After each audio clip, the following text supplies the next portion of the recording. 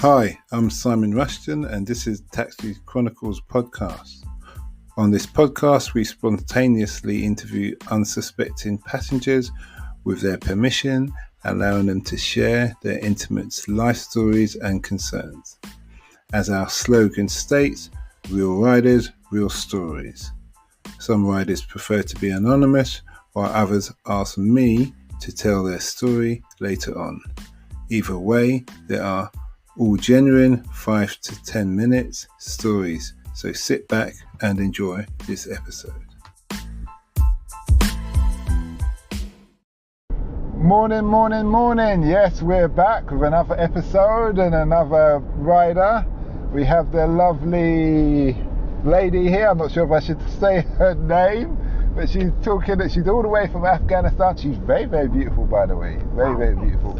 And we're here to talk about Afghanistan. Now, me being ex-military, I've been there on a different capacity, but I admire the country, the culture of the people, and the landscape is second to none. And our lovely lady was telling us about what's it like to live in Afghanistan and just the whole thing. So you can start off from where we were continuing, or where we left off. Which was?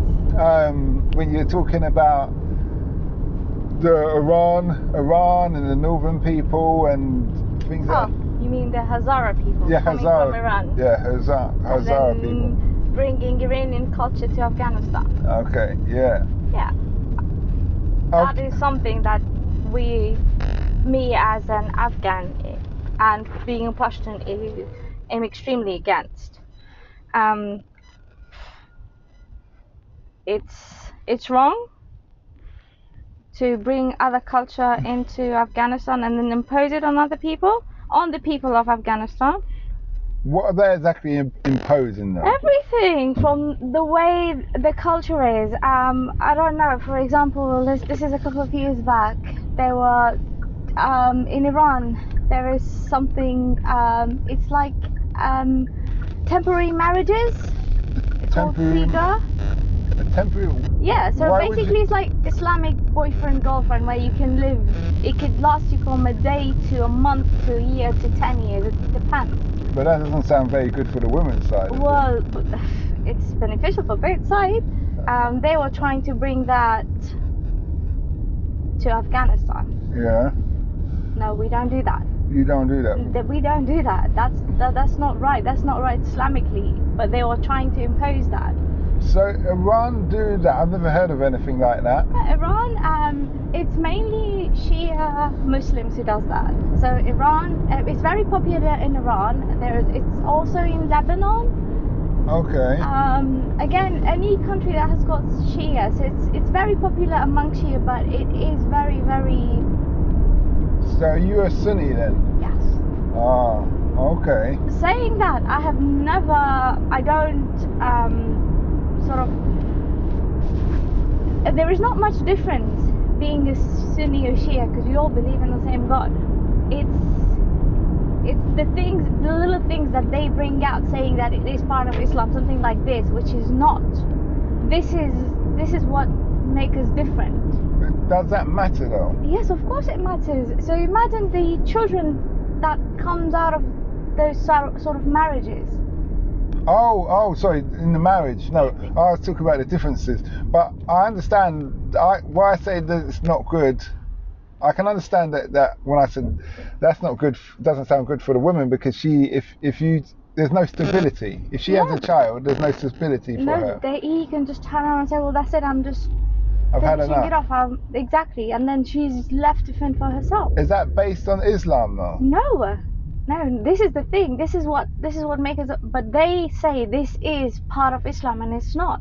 Islam has given women that safety net of marriage, where you get married. That's it. Your husband supports you. Mm-hmm. I am not one of those religious people. I don't practice. It's like I do believe in God. And I do believe in Islam. I do my thing, but I'm not very religious. As you can see, I don't have this head covering and those sort of things. But I follow the rules to certain extent. No, I understand. So, can't they just... Because I know they fight for whatever bit of reason, but there have been times where they've lived amongst each other, haven't they? Like Who? The Shiites and Sunnis. Oh yeah, no, they always do that. We in Afghanistan, it's very recently that they are bringing out this Sunni and Shia sort of part of the culture thing. It's very recent, like I said to you, and it's because mainly those who come from Iran, they bring this differences between, oh, you're a Sunni, you're a Shia. My in-laws, my father-in-law is Sunni, my mother-in-law is Shia. Again, my mother-in-law side of the family, they're all Shias, and my father-in-law is all Sunni, and they are cousins. They're cousins. They're related to each other, like first cousins. Okay. So my mother-in-law is Shia because her mother was Shia, so they sort of followed that. So they marry their cousins. They marry their cousins. Okay. And it's fine. There is no problem. I didn't even know until very recently that she was a Shia because we went to some funeral and she started praying, and that's how I noticed that she was Shia. Oh, you pray differently? We pray differently as well. Like the Catholics and the Protestants? Sort in certain things, yeah. Yes. Okay. That's when I noticed, and I was a bit surprised, but like I said to you, there was no differences. Like, she respected how things we work, or like I said to you, it's very recently that people are saying you're Sunni, you're Shia. It's again, it's thanks to those individual few that has come from Iran. You left Afghanistan. Why did you leave Afghanistan? Oh, because of the whole situation. Because the Taliban at the time when we left. Do you remember the Taliban? Were you old enough to remember? I was, because we were... You said you were 12. When I came here, I was 12. I celebrated my 13th birthday in here. So we came here in May 1999. And just 2 years before that, they came in 1995. So we were in school, and then the next thing, they stopped the schools. So the morning that they arrived in Kabul, that's the morning that there was like a big chaos. At the time we were kids, we didn't know. We knew that they killed someone. But then later on, now as you grow up, you kind of go back and read about it. It was... they were killing people in a swimming pool, weren't they, in Kabul? That big swimming pool, I remember. It's one of those things, but they killed one of the leaders, Dr. Najib. So he was the leader before the whole Mujahideen group. Like, they arrived in the morning, and then the first thing they did was they killed that guy. That was not Iran, that was Pakistan. Oh, Pakistan? Oh yes, that's because I don't know how much you know about Afghanistan history, but I know their border... Peshawar belonged to Afghanistan, and then that year would have been the year where the agreement, the 100-year agreement would have finished, and he was not going to sign again that. So they made sure that they take him out of the way, because then whoever came along, now Peshawar officially belongs to Pakistan. Ah, so I see it. I mean, Peshawar is where the Taliban is a stronghold as well. I very much doubt it, but do you know what? They're all from Pakistan. These Taliban, I have no idea why they call themselves Afghans. They are not. They're Pakistanis. They are Syrians. They're Iraqis. None of them are Afghan. This is the problem. This is the problem with them. And they just sort of come in now. They want to take over Afghanistan, which is quite annoying, because I just want to turn around, to our leaders and say, well, why can't you just say, who the hell are you to come in and take over? Just get the hell out of here. Fight with them. Or the United Nations to do something and say, look. Do you think it's wise that United Nations get involved in that? It's the United Nations' benefit not to get involved, because then they can... You said Afghanistan has resources, so... Yeah. It's not... United Nations can't do anything because it's America, so it's in America's benefit. Yeah, but if they get involved, they're going to do things for their own interests, which usually conflicts with the people's interests. Well, of course, that's one of the things, but... Okay. Unfortunately, we have no choice. We with no power, sit back, watch the news, get frustrated, and say, okay, well, Okay. it is what it is. Well, I would love to continue this conversation, but we're running out of time. My last question to you would be, and this is actually the first interview I've done where I didn't have to ask a question, but is, what impact do you want to have on the world? Me? Yeah. Personally? Yeah. Boy, I just want to live my life. That's it. Because there's nothing I can do to change it.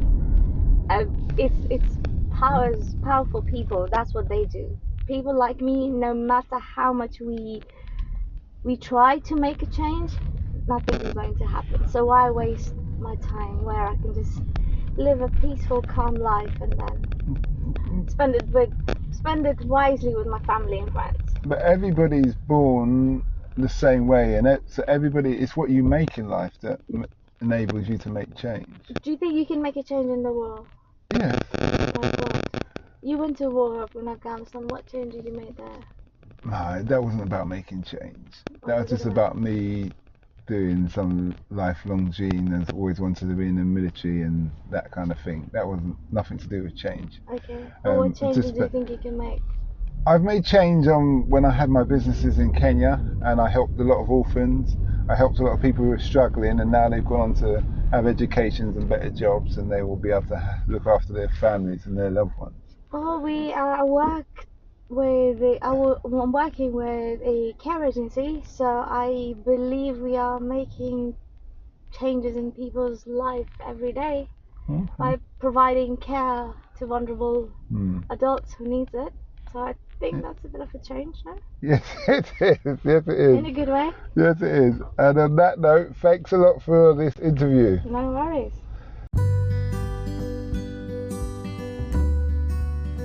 We hope you liked that episode. Keeping in mind, we never know who we're going to interview. We post twice a day, 8 a.m. and 5 p.m. GMT. Have you ever considered the future economies to invest in? Why not listen to our sister podcast, Africa Investor Stories? Considering Africa has the fastest growing economies and population on Earth, and has done for many years, it holds 30% of the world's known natural resources. We publish twice a week, Tuesday with a guest investor, and Fridays talking about investment, politics and history, providing a clear understanding for any potential investor.